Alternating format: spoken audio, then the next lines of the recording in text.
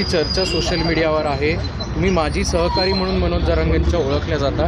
सुरुवातीला तुमचा परिचय थोडक्यात सांगा आणि तुमचा नेमका सगळा आक्षेप काय आहे तो थोडक्यात. सगळ्यात महत्त्वाचं म्हणजे मनोज जरांगेची सहकारी असं म्हणता येणार नाही. मी मराठा आरक्षणाची सहकारी होते. जो मराठा आरक्षणासाठी आवाज उठवेल त्याच्यासोबत मी अगदी प्रामाणिकपणे जातीने स्वतः हजर राहायची. आणि मनोज जरांगेसोबत जरी मी स्वतः हजर नसेल तरी मी सोशल मीडियाच्या माध्यमातून वारंवार त्यांना सपोर्ट करत होते, त्यांची बाजू घेत होते, मांडत होते, त्यांच्या बाजूने बोलत होते. त्याचं कारण ते मराठा आरक्षणासाठी लढा त्यांनी उभारला होता आणि म्हणून मी मनोज जरांगेच्या सोबत होते.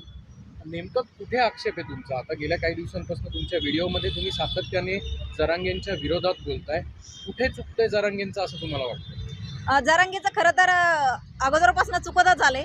त्यांनी जे काय महाराष्ट्राला वेडं बनवलं, जे काय तिथं दंगल घडली का घडवली, खरंच त्याचा सरकारने ना शोध लावावा. आता ही शंका निर्माण व्हायला लागली. त्या दंगली तिथं जे काय झाली, मारहाण झाली, पोलिसांकडनं लाठीचार्ज झाला, त्याच्यानंतर अखंड महाराष्ट्राने उद्रेक महाराष्ट्राचा बाहेर निघालाय. त्याबरोबर मी होते, कारण चळवळीची कार्यकर्ता मी आहे, चळवळीचा भाग मी आहे. आणि तेव्हापासून मी मनोज जरांगेला त्यांच्यासोबत मी जोडल्या गेली. मनोज जरांगे कोण हे मला वाटतं मीडियाला पण माहीत नसतं अगोदर. हे बोलतायत मी या संघटनेत काम केलं, त्या तुम्हाला तरी माहिती होतं का मनोज जरांगे कोण आहे अगोदर? ज्या वेळेला लाठीचार्ज झालाय, अखंड महाराष्ट्राने त्यांना डोक्यावर घेतलं, सर्व पक्षीय आमदार त्यांना भेटायला गेले.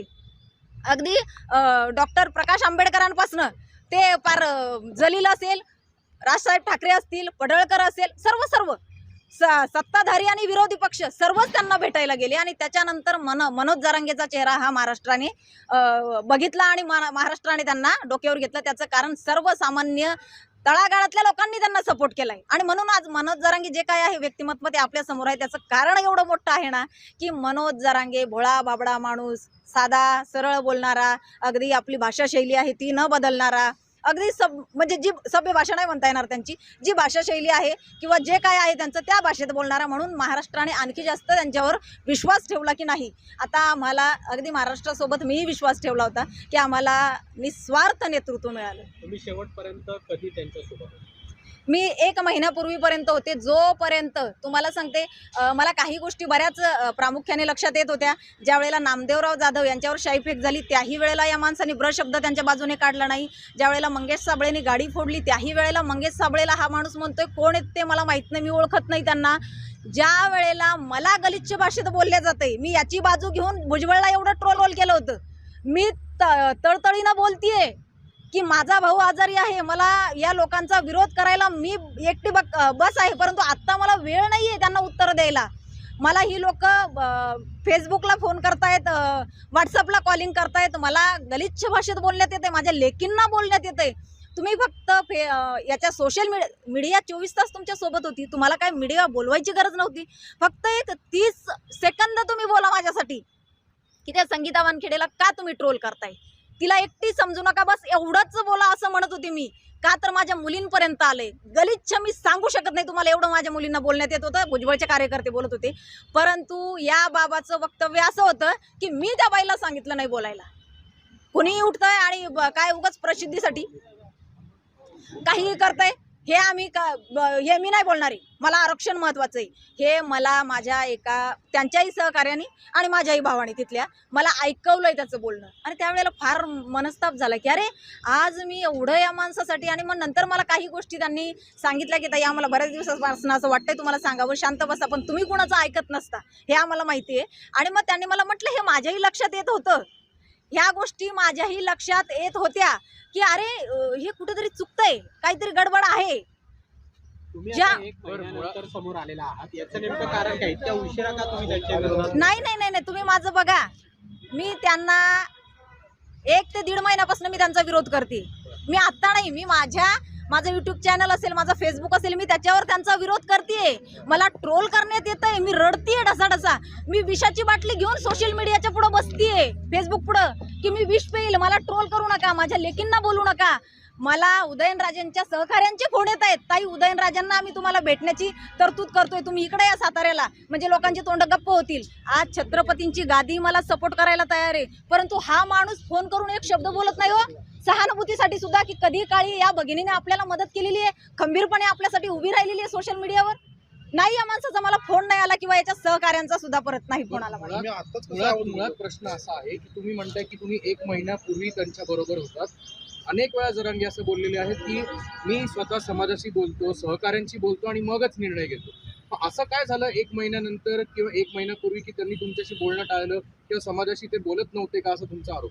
नाही, अजिबात नाही. हे फक्त कॅमेऱ्यासमोर बोलण्यासाठी होतं. तिथल्या सहकाऱ्यांनी सगळ्यात महत्त्वाचं बारसकर महाराजांनी त्यांनी सांगितलंय, तुम्ही सगळ्यांनी बघितलंय काल, त्यांनी सुद्धा त्यांच्या मुलाखतीमध्ये त्यांच्या बाईटमध्ये सांगितलंय की काहीही कुणालाही विश्वासात घेत नव्हते. ते फक्त एकच फोन यायचा आणि त्यालाच विश्वासात घ्यायचे आणि त्याला शरद पवाराचा असणार आहे. हो, कुणाचा असणार आहे तुम्ही प्रामुख्याने बोलते. शरद पवाराचाच फोन त्या माणसाला चालू आहे. अख्खे आंदोलन जे काय उभारले गेलेत ना, आंदोलनाचा खर्च जो काय आहे ना तो शरद पवारांनीच केलेला आहे. हे येईल कालांतराने. मला माहिती आहे खूप ट्रोल करण्यात येणार आहे मला याच्या अगोदर आणि मला करतायत. मला काही फरक पडत नाही त्या गोष्टीचं. मी सत्य मांडत असते, मांडत राहणार आणि मांडते. माझं तोंड कुणी गप्प करू शकत नाही. पण तुम्हाला असं का वाटतं की हा सगळा डाव जो आहे तो शरद पवारांनीच आखला गेला? तुमच्याकडे काय प्रूफ आहे? येस, अहो दिसतंय उघड्या डोळ्यांनी. काय प्रूफ बारसकर महाराजांकडे.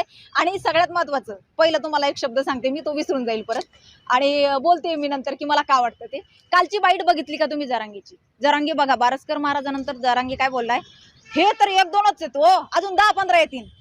आलेले आहेत बाहेर. काय होतं माहिती का, करोडो मराठा समाज त्याच्या सोबत होता. कोण यांना अंगावर घेईल म्हणून लोक घाबरत होते. मला पण सल्ला देत होते की ताई मुलींकडे लक्ष द्या, तुम्ही सिंगल मदर आहे, जाऊ द्या, खूप गलिच्छ बोलण्याची गरज आहे, तुम्ही त्याच्याकडे लक्ष द्या. हे मला प्रामुख्याने समाजातले काही विद्वान व्यक्ती सांगत होते, अभ्यासू व्यक्ती सांगत होते. पण मी खरं बोलायला भीत नसते. असू दे, काय होईल ते होईल, मी शांत बसणार नाही. का बरं यांना काल सांगण्याची गरज पडली की 10-15 जण आणखी येणारे बाहेर, कारण यांचे मतं पटलेले नाहीत आणि फुटलेले आहेत सहकारी आणि ते बाहेर येणार आहेत. हळूहळू बाहेर 100% येणार आहे. राहिला विषय की तुम्हाला का वाटते, ज्या वेळेला सर्व पक्षाचे आमदार, खासदार, पुढारी सगळे काही आधी आजी माझी सर्व ज्यांना भेटायला गेले होते, यांनी कुठल्याही पक्षाच्या नेत्याला एवढं आवर्जून एवढं म्हणजे नाही का आत्मीयतेने कुणालाच उत्तर दिलं नाही किंवा यांची जी भाषा होती ती अरेरावीचीच भाषा, बरोबर. परंतु शरद पवार गेल्यानंतर यांची भाषा बघा. शरद पवार ज्या वेळेला बोलले, नाही मला बसायचं नाही, मला उभं राहून बोलायचं. राज ठाकरे पण बोलले होते, राज ठाकरे पण बसून नाही बोलले हो. मी कुठल्या पक्षाचे नाही, पुन्हा एकदा सांगते, फक्त मी जे बघितलं त्याच्यावर बोलतीये. हे यांचं वक्तव्य जे होतं ना, बाबाओ साहेबाची काय एनर्जी, साहेबाची एनर्जी दिसली का तुला, बाकीच्यांना एनर्जी नव्हती. म्हणजे हे कुठेतरी लक्षात येत होतं, परंतु असं वाटायचं मराठ्यांना आरक्षण भेटतंय ना, मरू दे, जाऊ दे, या गोष्टीकडे कानाडोळा करू. असं नाही, लक्षात येत नव्हतं, लक्षात येत होतं. परंतु जर फुटल्या गेलो तर नको. एक तर मराठा एवढ्या वर्षानंतर एकत्र आला होता, एवढ्या वर्षानंतर एकत्र आले होते, कुठेतरी एकमत झालं होतं आणि आता नाही फुटायचंय आपल्याला, मरू दे, जाऊ दे असं म्हणून तोपर्यंत त्यांच्या सोबतच होते हो मी. पण ज्या वेळेला काही गोष्टी लक्षात आल्या की हा माणूस फक्त राष्ट्रवादीच्या कार्यकर्त्यावर ज्या वेळेला गुन्हे दाखल होतात, अंतरावली सराटीमध्ये दगडफेक करणाऱ्या ज्याच्या घरामध्ये जिवंत काडतूस सापडले, त्याच वेळेला याचा उद्रेक बाहेर निघाला. आमच्या कार्यकर्त्यांना अटक करायची नाही. फक्त तेच राष्ट्रवादी शरद पवारांच्या गटाचेच तुझे कार्यकर्ते आहेत का? पुण्यामध्ये जर बघितले बॅनर कुणी लावलेले होते हो, राष्ट्रवादीच्या पदाधिकाऱ्यांनी.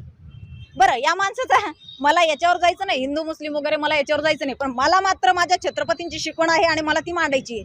छत्रपतींनी स्वराज्याची स्थापना, हिंदवी स्वराज्याची स्थापना पुण्यामध्ये केली. या माणसाने पण इथं आल्यावर यांचं स्वागत झालं. यांचं स्वागत कुठं झालं बघितलं असेल मीडियावाल्यांनी. यांचं स्वागत कुठं, त्या काय मस्जिद होती का काय होती ती, दर्गा काय होतं तिथं यांचं स्वागत झालेलं. टोपी घालून हे अख्खं पुन्हा फिरलेत. ती काय बाकीचे देव मंदिरं काय बंद होते का यांच्यासाठी? का बरं तिथंच गेलेत? मग का नाही? कारण शरद पवार त्यांचा भक्त आहे ना, हा पण त्यांचाच भक्त आहे. जे शरद पवाराला पाहिजे तेच या माणसाने केलेलं आहे. प्रामुख्याने या सगळ्या म्हणणं आहे का की मनोज जरांगे जे बोलतात, त्यांची जी भूमिका आहे याच्या मागे खरा सूत्रधार कोणी आहे? शरद पवारच आहे, स्पष्टपणे सांगते मी. त्याच्या मागं फक्त कारण शरद पवाराचा पक्ष संपलेला आहे. शरद पवाराला आता मनोज जरांगेच्या माध्यमातून वोट बँक तयार करायची आहे आणि त्याच्यामुळं हा सगळा काही राडा, हा सगळा काही गोंधळ किंवा हे काय त्यांनी जे नाटक थोतांड केलंय, हे सगळं शरद पवार याच्या पाठीमागची जे काय त्याला सुरक्षा चक्र प्रदान केलेलं आहे ते शरद पवार. आणि शरद पवार सांगेल तसंच तो माणूस वागतो, कुणाचंही मत घेत नाही.